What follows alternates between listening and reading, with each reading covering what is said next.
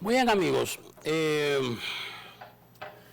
Tenemos que la actividad manufacturera en marzo ascendió a 66.8%. Su cuarto mejor comportamiento desde el 2015 a la fecha. El índice de la actividad manufacturera que produce la Asociación de Industria de la República Dominicana pasó de 52.1% a 66.8%. Ese índice de la actividad manufacturera se evalúa en función de unas 500 empresas que se hacen encuesta. Y si ese índice está por debajo de 50, significa que hay problemas, que hay dificultades. Cuando está por encima de 50 es lo contrario, ¿verdad? El volumen de ventas es uno de los criterios, pasó de 46.6 a 76.5, casi el doble. El volumen de ventas, la actividad comercial, cómo se disparó todo. El volumen de producción de las empresas pasó de 50 a 73%. ¿Ven ustedes? El empleo de 52 a 56, un poco más moderado. El inventario de materias primas también de 51.9 a 57 y el plazo de entrega a suplidores de 68 a 71. Pero fundamentalmente estos dos parámetros, volumen de producción y volumen de ventas, que pasó del volumen de ventas de 46.6 a 76.5% en el mes de marzo. Ven usted, un disparo extraordinario, gigantesco, casi el doble. Y la producción también pasó de 50 a 73. Importantísimo, un crecimiento de casi más de un 50%. Y por eso, la economía nacional ha experimentado ese boom, ese rebound, ese rebote, ese repunte, que lo indica el gobernador del Banco Central y las cifras de la actividad económica que dan a conocer en el día de ayer, que nos dicen que en el trimestre la economía creció 3,3%. En febrero se había señalado que ya habíamos superado la parte positiva y estábamos creciendo en 1.1%.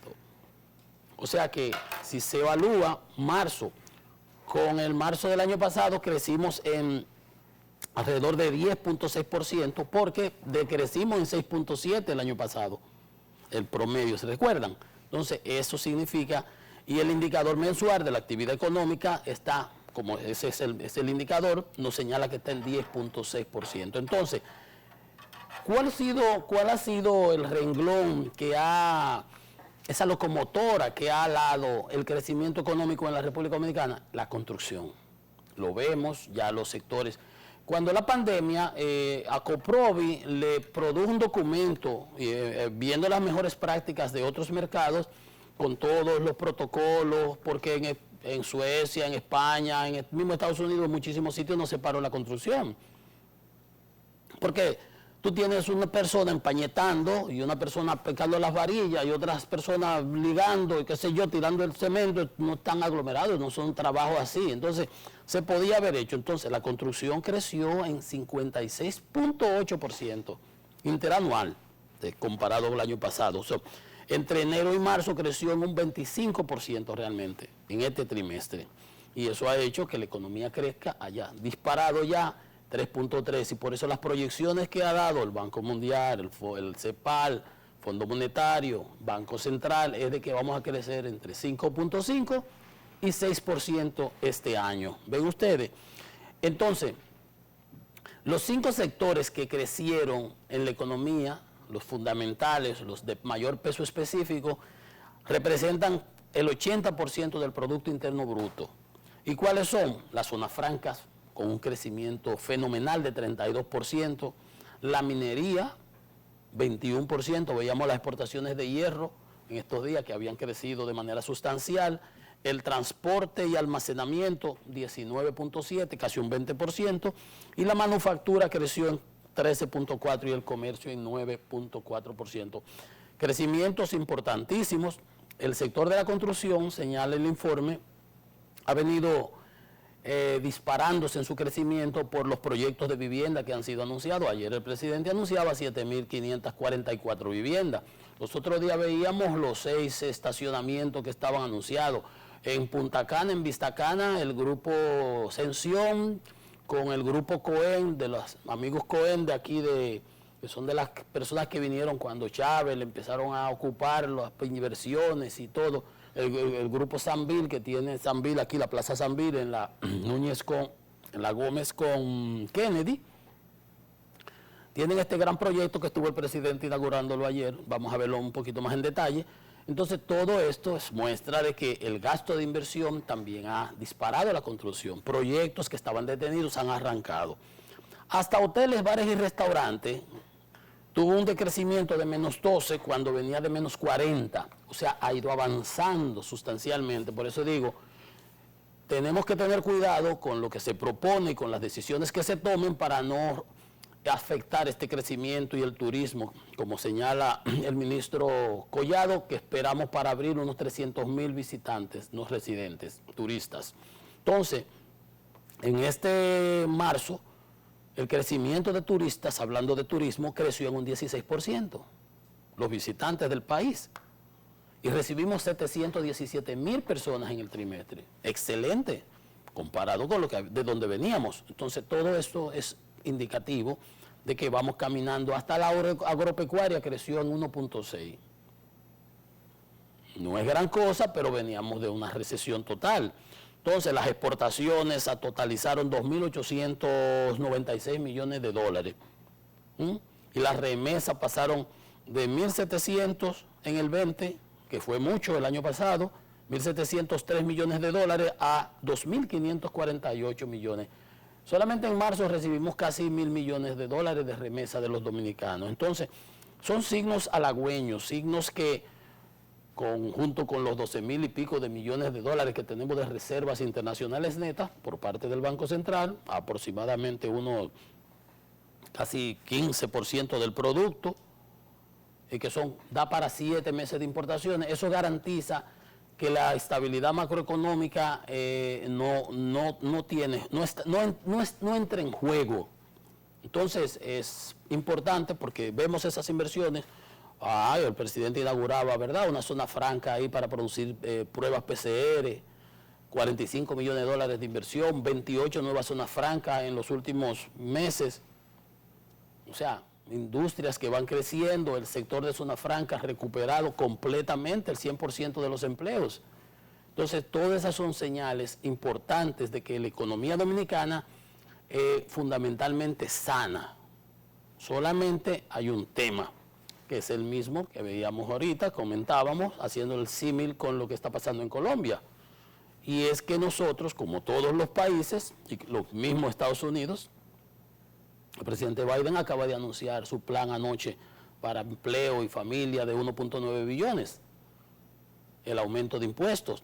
Entonces, es la reforma fiscal. Entonces, ese es un tema que unos opinan una cosa, otros opinan otra. Todos estamos contestes de que hay que hacerlo. No soportamos, el gobierno necesita recursos. Tenemos una presión tributaria muy baja. Dice el presidente Fernández que hablar de reforma fiscal en una crisis global, local y nacional como la que tenemos e internacional es algo políticamente arriesgado. No que está en desacuerdo, pero obviamente le toca correr con ese riesgo político a las autoridades que están administrando la cosa pública. Dice el presidente Fernández que es una pena que hayamos tenido que pensar en este pacto fiscal en un contexto donde hay una situación de crisis mundial. Y es verdad. Había que hacer ese pacto fiscal, esa reforma sin la pandemia, que estaba previsto en la Estrategia Nacional de Desarrollo, el pacto educativo, el pacto eléctrico y el pacto fiscal.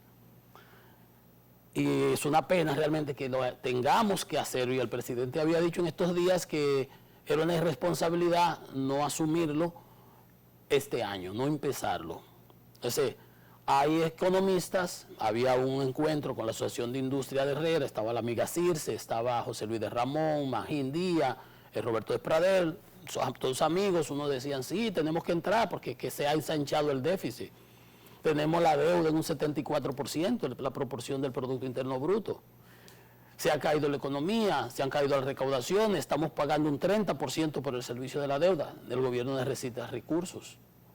Tiene que hacer inversión en infraestructura, tiene que incrementar el gasto.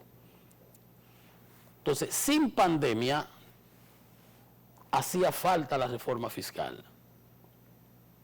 con pandemia mucho más, porque ahora sí se ensanchó el déficit. Ahora sí, el año pasado tuvimos que buscar 7.000 millones de dólares para cubrir los compromisos. ¿De dónde van a venir esos 7.000 millones? Tenemos que aumentar los recursos del Estado. El problema no es ni siquiera el stock de deuda, que indiscutiblemente se nos disparó porque un gobierno irresponsable, el gobierno pasado, endeudó el país con crecimiento de la economía promedio 6% aproximadamente. Endeudó la economía más de 25.000 millones, como yo les he dicho todos los días aquí. Más de 25.000 millones cogidos prestados para pagar gasto corriente, para nómina, para nominilla, para todo lo que hemos estado viendo en la época de las vacas gordas. ¿Se dan cuenta? Lo dijo Danilo Medina en una intervención. No, porque con el nivel de endeudamiento, el gobierno que venga no va a tener la mano atada. Porque ellos contaban con eso, en dejarles el lío armado a Abinader o a Leonel, a cualquiera de los dos que hubiera ganado.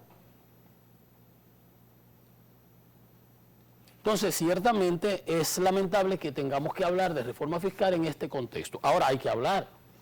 Y estos economistas plantean que debe empezar a discutirse desde ya, que debe participar todo el mundo. Aquí todo el mundo tiene que pagar el costo de la misma. Lo que pasa es que hay quienes no tienen cómo pagarlo ya.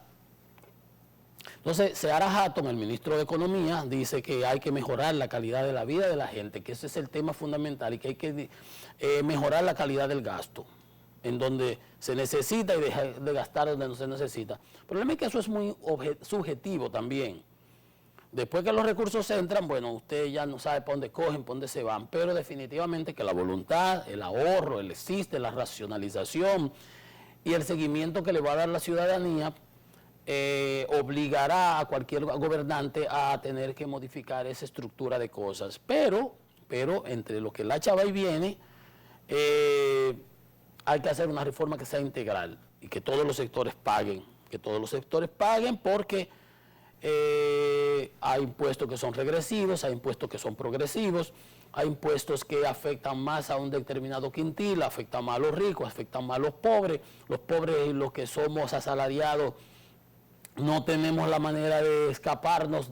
Los que tienen recursos producen mecanismos para evadir, el gasto tributario es elevadísimo, las evasiones del ITEVI, las exenciones, o sea, hay mucha tela por donde cortar, hay muchos temas, hay muchos impactos, y lo fundamental aquí es que el gobierno adquiera la legitimidad de poder presentarle a la nación una reforma que se reciba el consenso, el apoyo, el soporte de la ciudadanía. Entonces sí, hay que hacerlo, todos estamos de acuerdo, vamos arriba, ¿verdad? Pero definitivamente de que el gobierno necesita recursos no hay ninguna duda. Hagamos una pausa, venimos en breve.